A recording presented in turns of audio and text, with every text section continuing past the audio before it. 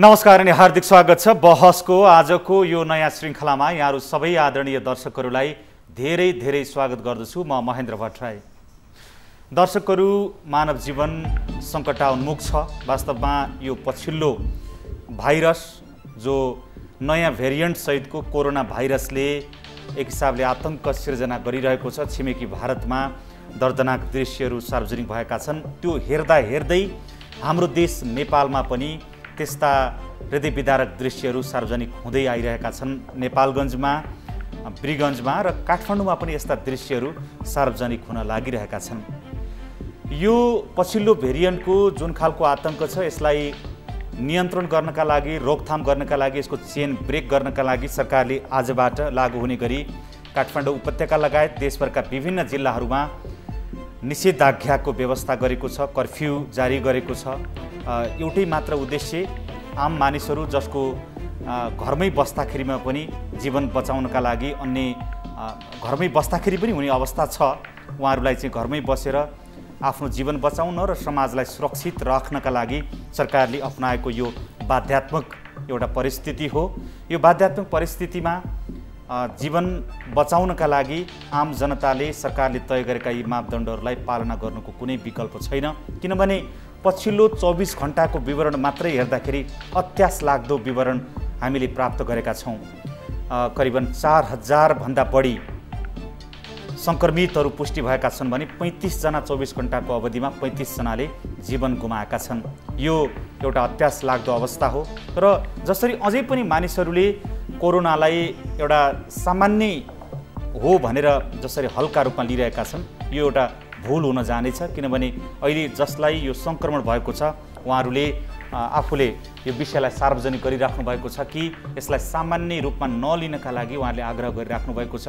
यो जीवन मरणको सवाल छ।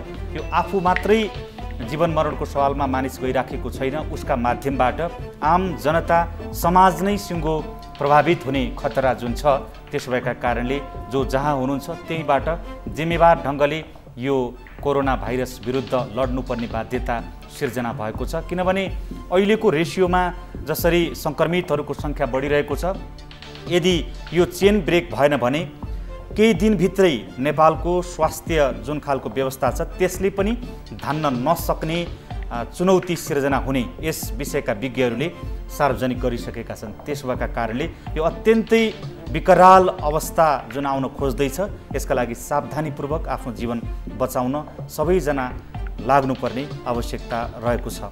खास गरी अहिलेको जुन यो दोस्रो भेरिएन्टले जुन खालको अवस्था सिर्जना गरेको छ, यसलाई कसरी रोक्ने, नियन्त्रण कसरी गर्ने, रोकथाम कसरी गर्ने र मानिसहरूको जीवन कसरी बचाउने भन्ने सन्दर्भमा यो विषयका विज्ञहरूसँग हामीले निरन्तर छलफल गरिरहेका छौँ, बहस चलाइरहेका छौँ। आजको यो सन्दर्भमा पनि हामीले काठमाडौँको सबैभन्दा पुरानो अस्पताल जो आम नागरिकहरूको पहुँचभित्र पर्दछ, वीर अस्पताल, त्यसका प्रमुखलाई शान्ता सापकोटा डाक्टरलाई हामीले हाम्रो स्टुडियोमा आमन्त्रण गरेका थियौँ।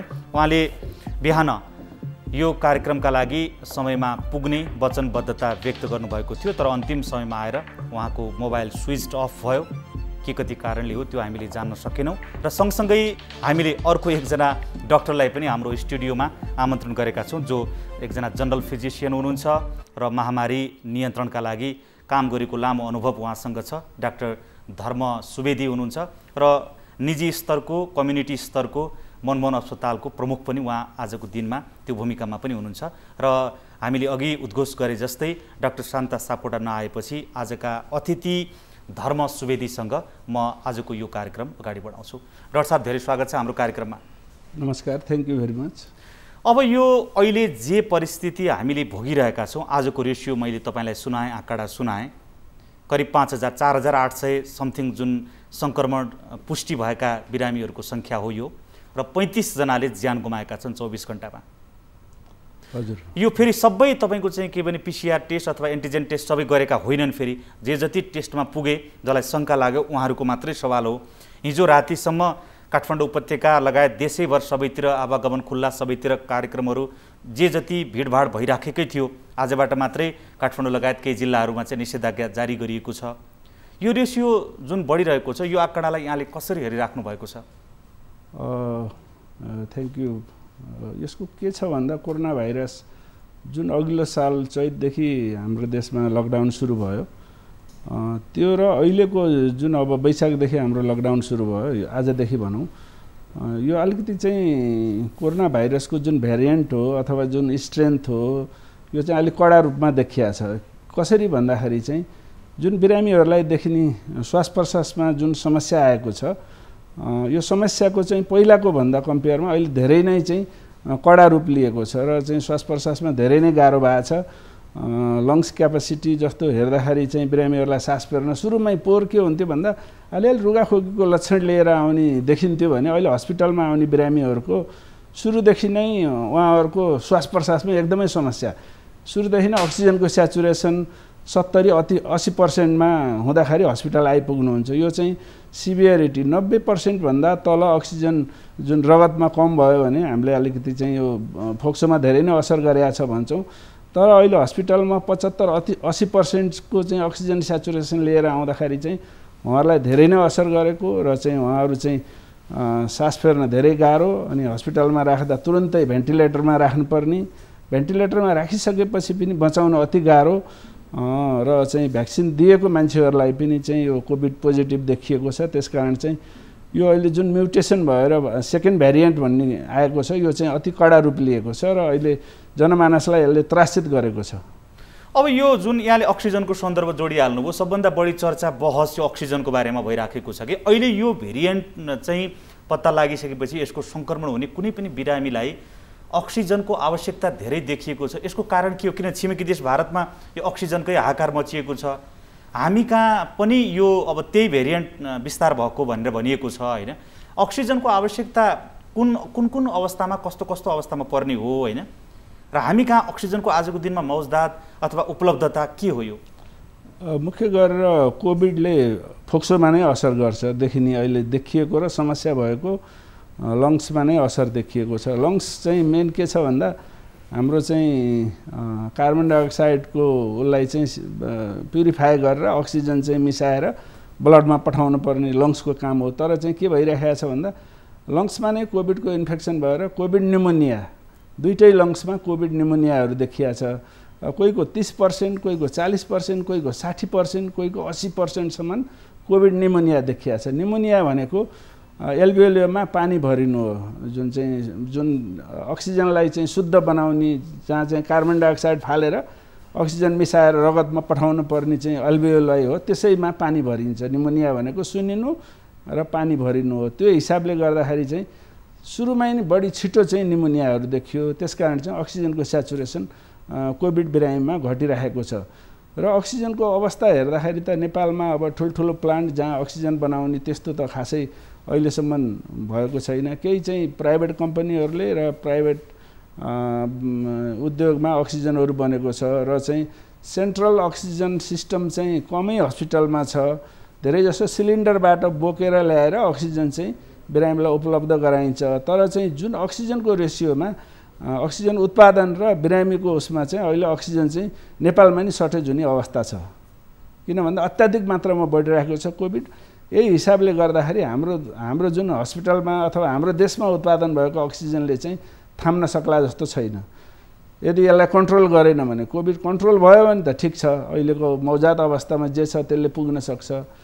भोलि चाहिँ यो अत्याधिक मात्रामा बढेर चाहिँ अहिले चाहिँ इन्टरनेसनल रेसियो कोभिडको जुन इन्फेक्टेड गर्ने टोटल पपुलेसनमा 2.3 देखि 3% छ भने नेपालमा 0.01% छ अहिलेसम्म छ।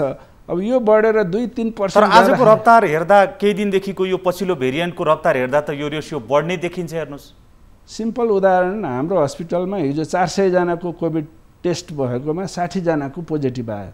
60 जनाको पोजिटिभ भन्नुको मतलब कति पर्सेन्ट हो? 15% हो। 400 मा 60 भनेपछि 15% हुँदो रहेछ। टोटल 2,75,00,000 पपुलेसनमा यो रेसियो लाँदाखेरि 26% हुन्छ। यही 26% रेसियोले गर्दाखेरि टोटल कन्ट्रोल भएन र देशभरि फैलियो भनेदेखि 45 लाख मान्छेलाई असर गर्ने सम्भावना छ। त्यसो हुँदा त हाम्रो क्षमताले तपाईँको भ्याउला अथवा हामी त्यसलाई कन्ट्रोल गरौँला भनेर नसोच्दा पनि हुने स्थिति भयो। त्यो निकै डरलाग्दो आँकडा हो नि। अब लकडाउन भएको छ, अब आशा राखौँ यो चाहिँ रेसियो छिटै नै घट्ला। अब मेन त यो सोसियल डिस्टेन्सिङ हो। कोभिडलाई कन्ट्रोल गर्ने भनेकै एकदमै राम्रो दबाई भ्याक्सिन पनि कोभिड यो विशेष त यो कोभिडको अहिलेको जुन यो सन्दर्भ छ यो पनि एक प्रकारको अब स्वास्थ्य महामारी भनेर भनौँ होइन। महामारी नियन्त्रण गर्ने उपायहरू जस्तो सरकारले जे गतिविधि गरिराखेको छ, जे योजना ल्याइराखेको छ, यहाँलाई चाहिँ आजको कार्यक्रममा चाहिँ खास गरी केही अफ्रिकी देशहरूमा त्यहाँ तपाईँको इबोला नियन्त्रण लगायत विभिन्न कामहरूमा मलेरिया र इबोला नियन्त्रणमा तपाईँले विज्ञका रूपमा काम गरेको अनुभव तपाईँसँग छ। त्यो पाकिस्तानमा डेङ्गी नियन्त्रणमा पनि तपाईँ संलग्न भएको तपाईँकोसँगको अनुभव छ। त्यस कारणले तपाईँलाई मैले निम्त्याएको महामारी नियन्त्रणको सरकारी योजना अथवा आम जनताले जुन जुन देशमा यसअगाडि महामारी फैलिएको थियो, पुराना महामारी, यो त अहिले विश्वव्यापी महामारी भयो होइन, ती महामारी नियन्त्रणका शैलीहरू के हुन्? आजको दिनमा हाम्रो देशले यो पनि एक खालको स्वास्थ्य महामारी हो, अब सुरु भइसक्यो, यसलाई नियन्त्रण गर्नका लागि आज के गरिरहेको, जस्तो आज हामी निषेधाज्ञामा छौँ होइन, के गरिराखेको छ, गर्नुपर्ने के हो तपाईँको विचारमा? फेरि कोभिडको क्लिनिकल एजेन्डामा फेरि आउँला। अब कुरो के छ भन्दा अब यो कोभिडको हेर्दाखेरि, यसको नेचर हेर्दाखेरि, यसको एक व्यक्तिबाट अर्को व्यक्तिमा सर्ने हेर्दा यो एक किसिमको मेन टु मेन ट्रान्सफर हुने डिजिज हो। अरू चाहिँ भन्दाखेरि चाहिँ जस्तो मलेरिया भनौँ, डेङ्गे भनौँ अथवा चाहिँ इबोलै भनौँ, एनिमलबाट मेनमा चाहिँ ट्रान्सफर हुने रोगहरू हो, जोनोटिक भन्छ तिनीहरूलाई। र मान्छेबाट मान्छेमा फैलिनु र एनिमलबाट मान्छेमा फैलिनु यो आकाश जमिनको फरक छ। किन भन्दा भेक्टर जहाँबाट चाहिँ सोर्स छ त्यसलाई कन्ट्रोल गर्नलाई चाहिँ एनिमलहरूलाई तपाईँले सीमित ठाउँमा कन्ट्रोल गरिदिनु भयो भने त्यो भाइरसै नाश भएर जान्छ। तर मान्छेबाट मान्छेमा फैलिने भएको हुनाले यो कोभिडलाई एकदम कन्ट्रोल गर्न गाह्रो। तपाईँले मान्छेलाई निर्मूल पार्न सक्नुहुन्न। मान्छेले चाहिँ आफ्नो अधिकार खोज्छ, चाहिँ मानव अधिकार भन्छ, हिँड्न स्वतन्त्र पाउनु पर्यो भनेको छ, मास्क लगाउन पाउनु परेन भनेको छ। यो हिसाबले मान्छे चेतनशील प्राणी भएको कारणले गर्दा लकडाउन पनि नमान्दिने, सरकारले भनेको कुरो पनि नमानिदिने, लकडाउन भएको छ चाहिँ दसौँजना मान्छे पार्टी बनाइराखेका छन्। अब राजनीतिक कार्यकर्ताहरू र चाहिँ नेताहरूले चाहिँ भाषण गरिराख्नु भएको छ। काठमाडौँमा चाहिँ लाखौँ 3 लाख 4 लाख मान्छे जम्मा गरेर आफ्नो चाहिँ प्रभुत्वहरू चाहिँ प्रचार गरिराख्नु भएको छ। यो महामारीकै बिचमा त्यसको कारणले पनि एकैचोटि यो फैलिन गयो। हेर्नुहोस् के छ भन्दा तपाईँ आफू कन्ट्रोल हुने हो र चाहिँ अर्कोलाई कन्ट्रोल गर्ने हो। मान्छेबाट मान्छेमा सर्ने भयो हुनाले मान्छे आफै संयमित भएर कन्ट्रोलमा बस्नु पर्यो। तपाईँलाई कोभिड छ भने तपाईँ कन्ट्रोलमा आफ्नै घरमा बस्नु पर्यो कि बाहिर जान भएन। किन तपाईँले गर्दाखेरि 100औँजनालाई सर्न सक्छ, 10औँजना मान्छे मर्न सक्छन्। त्यसकारण चाहिँ यो एउटा अति संवेदनशील भाइरस हो। मान्छेबाट मान्छे सर्ने भयो हुनाले मान्छेलाई हामीले न कन्ट्रोल गर्न सक्छौँ, न त्यसलाई किल गर्न सक्छौँ, न एउटा चाहिँ थुनेर राख्न सक्छौँ। त्यो हिसाबले गर्दाखेरि चाहिँ जसलाई कोभिड छ, जसलाई शङ्कास्पद लागेको छ, ऊ आफै चाहिँ यो जनावरबाट मान्छेमा सर्ने भन्दा रोगहरू भन्दा यो सबभन्दा जटिल महामारी छ। कन्ट्रोल गर्न गाह्रो। यो चाहिँ जनावर जस्तो चाहिँ बर्ड फ्लू भनौँ, एउटा समुदायबाट बर्ड फ्लू आयो भने त्यो समुदायको सबै कुखुरालाई नष्ट गरिदिनु भने भाइरस पनि नष्ट हुन्छ। स्वाइन फ्लू भन्नुहोस्, स्वाइन फ्लू पिगबाट आउँछ। त्यो पिगलाई चाहिँ कन्ट्रोल गरिदिनु भयो भने भाइरस कन्ट्रोल भयो, मान्छेमा आउँदैन। त्यस्तै गरेर इबोला भन्नुहोस्, एउटा एक किसिमको चाहिँ त्यो हुन्छ समुद्रमा पाइने चाहिँ माछा जस्तै, त्यसलाई कन्ट्रोल गरिदिनुहोस् इबोला कन्ट्रोल हुन्छ। मलेरियाकै कुरा गर्नुहोस्, लामखुट्टेलाई कन्ट्रोल गरिदिनुहोस्, मलेरिया कन्ट्रोल हुन्छ। तर मान्छेबाट मान्छेमा सरेपछि रिजर्भयर भनेको भाइरस बस्ने मान्छेमा भयो। एउटा सानो भाइरस, थोरै भाइरस मान्छेको शरीरमा गएर रिप्लिकेसन हुन्छ, त्यहाँ भाइरस आफै बढ्छ। हेर्नुहोस्, बढेर चाहिँ हजारौँ लाखौँ रूपमा भाइरस फैलिन्छ। त्यो भाइरस फेरि अर्कोको शरीरमा जान्छ। शरीर पाएन भने भाइरस फैलिँदैन, मरेर जान्छ। अटो चाहिँ लाइसिस हुन्छ अथवा चाहिँ आफै डेथ हुन्छ। तपाईँको शरीरमा 10 देखि 15 दिनमा आफै डेथ हुने भाइरस हो यो। त्यसकारण चाहिँ यदि तपाईँ चाहिँ कन्ट्रोल गरेर एक ठाउँमा बस्नुभयो र अर्को मान्छेमा भाइरस पुर्याउनु भएन भने त्यो कन्ट्रोल हुने चिज हो। यो त अरूको भन्दा नि चाहिँ मान्छेबाट कन्ट्रोल हुने त मान्छे त जसलाई भाइरस छ ऊ संयमित भएर ऊ चाहिँ क्वारेन्टाइनमा बस्नु पर्यो नि त। हामी यो सन्दर्भ फेरि जोड्नेछौँ। दर्शकहरू, अन्तर्राष्ट्रिय स्तरमा महामारी नियन्त्रणमा आफ्नो भूमिका निर्वाह गरिसकेका एकजना महामारीका विज्ञ डाक्टर धर्म सुवेदीसँग आज जुन कोरोना भाइरसको महामारी फैलिएको छ र यो दोस्रो भेरिएन्ट जुन भनेर भनिएको छ, नयाँ भेरिएन्ट, यसले जुन खालको समस्या सिर्जना गरिरहेको छ, हामी आज राजधानी काठमाडौँ लगायत देशका विभिन्न ठाउँमा निषेधाज्ञाको यो अवधिमा छौँ र निषेधाज्ञा पक्कै पनि आम जनताले अनुशासन भएर पालना गरिराख्नु भएको छ भन्ने अपेक्षा छ, किनभने यो महामारी नियन्त्रणका लागि आम जनताको सावधानी नै सबभन्दा ठुलो भूमिका हो भनेर डाक्टर सुवेदीले पनि भनिराख्नु भएको छ। सन्दर्भ फेरि जोड्नेछौँ, बेला भएको छ छोटो विश्रामको।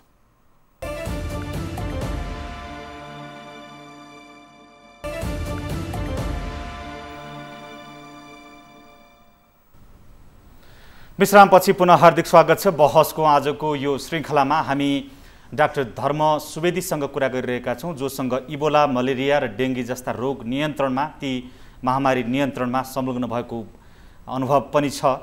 त्यो अनुभव पनि आम जनताका बिचमा उहाँले साझा गर्दा अवश्य पनि यसले चाहिँ सचेतना फैलाउन मद्दत पुग्ला भन्ने हिसाबले हामीले उहाँलाई निम्ताएका छौँ।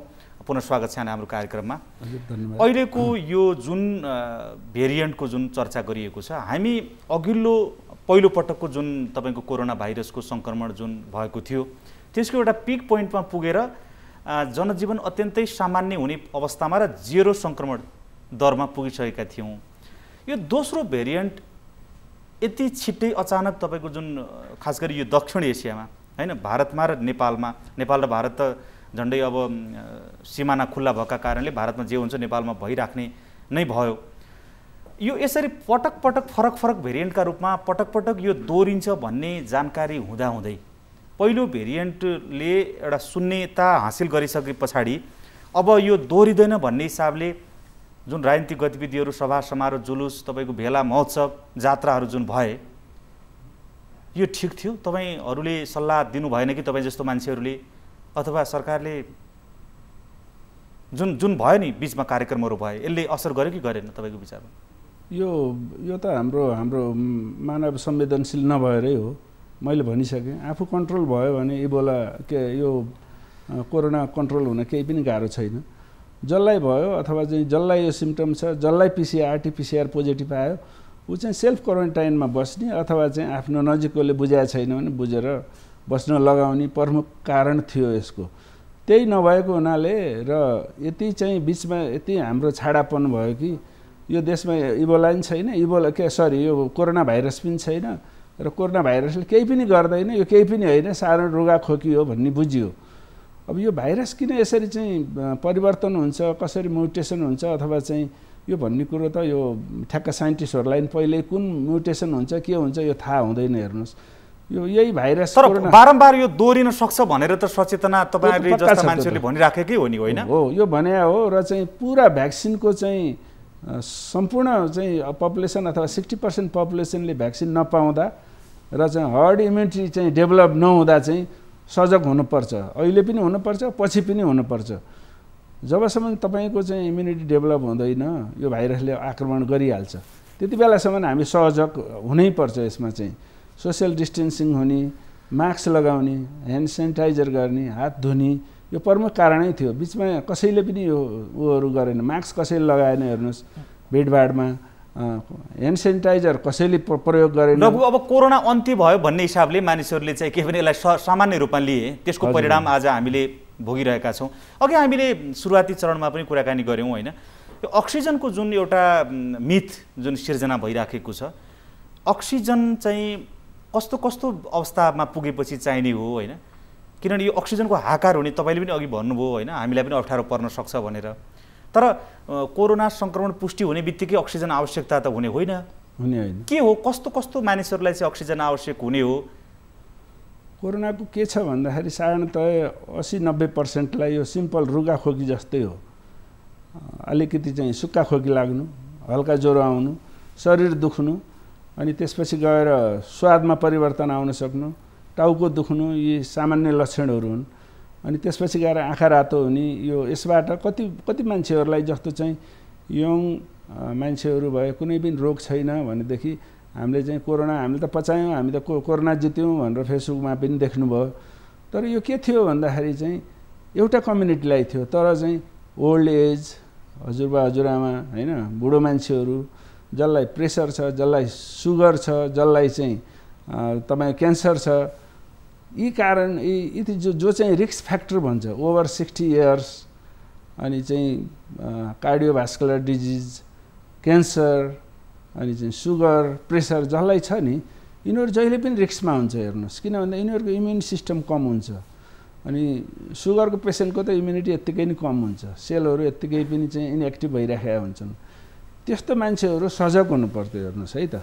अहिले पनि के छ भन्दाखेरि चाहिँ अब यो सेकेन्ड भ्यारिएन्टले चाहिँ बुढाबुढी मात्रै भनेको छैन, यङलाई पनि असर गरेको छ। युवाहरूकै यो युवाहरू र युवा महिला, युवाहरू 60-50 बच्चाहरू समेतलाई 30-40 इयर्सको मान्छेहरू पनि दिनदिनै मरिराखेको छ हेर्नुहोस्। र पहिलाको भन्दा यो धेरै परिवर्तन छ। अब ढुक्क भएर युवाहरू र यङ जेनेरेसन अथवा चाहिँ हामी बच्चा छौँ केही हुँदैन भन्ने ठाउँ छैन। जबसम्म हर्ड इम्युनिटी चाहिँ कायम हुँदैन हाम्रो शरीरमा र चाहिँ भ्याक्सिनले राम्रो काम गर्दैन, त्यति बेलासम्म हामी चाहिँ यो जुन सोसियल डिस्टेन्सिङ अनि त्यसपछि गएर ह्यान्ड सेनिटाइज अनि चाहिँ यो तपाईँले मास्क लगाउने जति पनि स्वास्थ्य सम्बन्धी मापदण्डहरू छन् त्यसलाई चाहिँ पालना गर्नु पर्यो। डाक्टर सुवेदी, अब यो जुन भ्याक्सिनको जुन कुरा गर्नुभयो, हर्ड इम्युनिटीको जुन यहाँले कुरा गर्नुभयो, त्यो भ्याक्सिनबाट प्राप्त हुन्छ भन्ने एउटा पक्ष हो। तर यस्तो एउटा केसहरू सार्वजनिक भइरहेका छन् कि डबल डोज भ्याक्सिनेट भइसकेका मानिसहरूमा पनि कोरोना भाइरस अहिलेको यो भेरिएन्ट पुष्टि भएको छ, सङ्क्रमण भएको छ। हजुर। अनि यो भ्याक्सिनका सन्दर्भमा फेरि अब मानिसहरूमा एक खालको के मिच छ भने कुन भ्याक्सिन लाउने कुन नलाउने यस्तो खालको परिस्थिति पनि बनेको छ होइन। अब तपाईँको भारतबाट आयात गरिएको कोभिसिल्ड केही लगाइयो, अनि अहिले चाहिँ चाइनाबाट आयात गरिएको भ्याक्सिन लगाउने काम भइराखेको छ। अब आज मात्रै समाचार आइरहेको थियो रसियाबाट 80 लाख भ्याक्सिन चाहिँ आयात गर्ने भनेर त्यो समाचार पनि सार्वजनिक भइरहेको छ। कुन भ्याक्सिन काम गर्छ, कुन प्रयोग गर्ने भन्ने जुन एउटा चाहिँ अन्योलता छ नि मान्छेहरूले, म त यो मात्रै लाउँछु, यो के हो खासमा चाहिँ? भ्याक्सिन लगाइसक्दाखेरि पनि यो परिणाम किन यस्तो भइराखेको छ? यो यस्तो छ, भ्याक्सिनले नै एकदम 100% प्रोटेक्सन दिन्छ भन्ने कुरो छैन। किन अझै पनि यो रिसर्च फेजमै छ हेर्नुहोस् है। किन भन्दा 1 वर्ष भयो यो चाहिँ कोभिड सुरु भएको र 1 वर्षभित्रै हामीले चाहिँ भ्याक्सिन बनाएर मार्केटमा ल्यायौँ। कम्तीमा 2 देखि 3 वर्ष ट्रायल चाहिँ विभिन्न फेजको ट्रायलहरू चाहिँ गर्न बाँकी नै छ हेर्नुहोस् है। त्यस कारण चाहिँ भ्याक्सिनको अहिले 100% हामीले मात्र होइन वैज्ञानिकहरूलाई पनि भन्न गाह्रो छ। र यो सेकेन्ड डोज लाएर कति प्रोटेक्सन हुन्छ, फर्स्ट डोजले कति प्रोटेक्सन दिन्छ भन्ने कुरो अहिले भन्न नमिल्ने कुरो हो। किन भन्दा यो रिसर्च फेजमा छ र यो चाहिँ साइन्टिस्टहरूले नै निकाल्ने कुरो हो।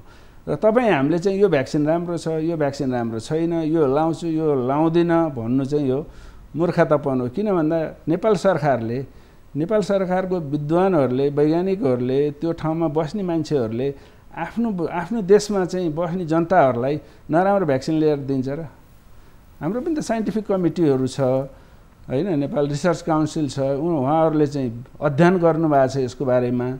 चाइनाबाट राम्रै भएर ल्याउनु भयो होइन, त्यो देशमा चाहिँ यो प्रुभन भइसक्यो। इन्डियाबाट पनि चाहिँ यो इन्डियाबाट आउने चाहिँ अस्ट्राजेनिका चाहिँ यो अक्सफोर्ड युनिभर्सिटीले चाहिँ बनाएको रिसर्च मलिक्युल हो। अनि त्यो पनि चाहिँ अब इन्डियामा चाहिँ एउटा बन्ने मात्रै हो, सिस्टम त जम्मै फर्मुला त उतैबाट आउने हो। फर्मुला त जहाँ पनि बन्छ, संसारभरिको दबाई इन्डियामा बन्छ, इन्डियन दबाई नराम्रो भन्न मिलेन। चाइनामा त्यत्रो रिसर्च भइसकेको छ, चाइनिज भ्याक्सिनलाई नराम्रो भन्न मिलेन हेर्नुहोस्। तपाईँ हामीले मिल्दैन, तर सरकारले एक्सेप्ट गरिसकेपछि हामीले स्वीकार गर्नुपर्छ। भ्रम फैलाउन हुँदैन। नेपाल सरकारले भित्राएको कुनै पनि चिजको इफिकेसी र चाहिँ त्यसको पोटेन्सी चाहिँ उहाँहरूले अध्ययन गरेर लगाउनुहुन्छ, सेफ छ भनेर ल्याएको हुनाले हामीले सहज रूपमा लिनुपर्छ त्यसलाई। भने यसले चाहिँ जुन तपाईँको चाहिँ संवेदनशील हुनबाट बचाउने हो कि अथवा के गर्ने हो? किनभने आज यो लगाइसकेका भ्याक्सिन लगाइसकेका मानिसहरूलाई पनि कोरोना भए पछाडि त यसले के चाहिँ उपयोग गर्यो त, यसले के फाइदा गर्यो भन्ने खालका प्रश्नहरू खडा भएका छन् होइन।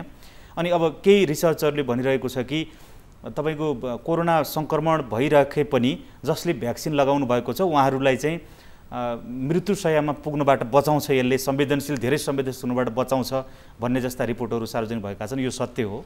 यो सत्य हो। यसको के छ भन्दा भ्याक्सिनको मेन कुरा यसले चाहिँ तपाईँलाई चाहिँ एउटा इम्युनिटी गेन गराउँछ। भाइरस शरीरमा छिर्नलाई चाहिँ छिर्न खोज्छ, त्यो चाहिँ एक किसिमको एन्टिजेन भयो। तपाईँको बडीमा एन्टाइबडी प्रोडक्सन भएर भाइरसलाई चाहिँ सेलमा छिर्न दिँदैन। एन्टाइबडीले पहिल्यै रिफ्लेक्सन गरिदिन्छ, बाहिर पठाउँछ। यदि त्यो भाइरस तपाईँको सेलमा छिर्न पाएन भने त्यहाँ रिप्लिकेसन हुँदैन, त्यहाँ मल्टिप्लिकेसन हुन सक्दैन, भाइरस चाहिँ मर्छ। तर यो भाइरस अब यो भ्याक्सिन पनि अहिले रिसर्च फेजमा भएको हुनाले 100% प्रोटेक्सन त भनेको छैन नि। 80 देखि 90% भनेको छ अनि 10%लाई त भ्याक्सिन लाए पनि हुने भयो नि त बुझ्नु भएन त्यो त रिसर्चले भनेको छ भनेपछि तपाईँ हामीले बहस गर्ने ठाउँै छैन तर अब यो तपाईँहरू जस्तो यो क्षेत्रमा संलग्न मानिसहरूले चाहिँ यसलाई चाहिँ लहर भनेर भनिरहेको महामारीको लहर भनेर भनिरहेको छ जस्तै सामुद्रिक लहरहरू जो अनेकन उसमा देखिन्छन् होइन भने चाहिँ एउटा होइन कि लहर 4औं 5औं अनेक लहरहरू देखिन्छन् सामुद्रिक तटहरूमा हामीले त्यो लहरहरूलाई हेऱ्यौँ भने यो महामारी पनि त्यसरी पटक पटक दोहोरिन सक्छ सामुद्रिक लहर जस्तै त्यो चित्रका हिसाबले मात्रै भनेको अहिले दोस्रो लहर हो यो हजुर र यो पटक पटक दोहोरिन सक्छ भनेर भने पछाडि हामी स्वास्थ्यमा लगानी गर्नुपर्छ स्वास्थ्यका दृष्टिकोणले मजबुत बन्नुपर्छ भन्ने कुरा हरेक राज्यले सोच्नुपर्ने हो सायद अरू विकसित देशहरूका राज्यहरूले सोचेर अहिले दोस्रो भेरिएन्ट उनीहरूले त्यति धेरै प्रभावित भएको देखिएको छैन हजुर हाम्रो देशमा चाहिँ पहिलोपटक तयार गरिएका केही संरचनाहरू पनि अब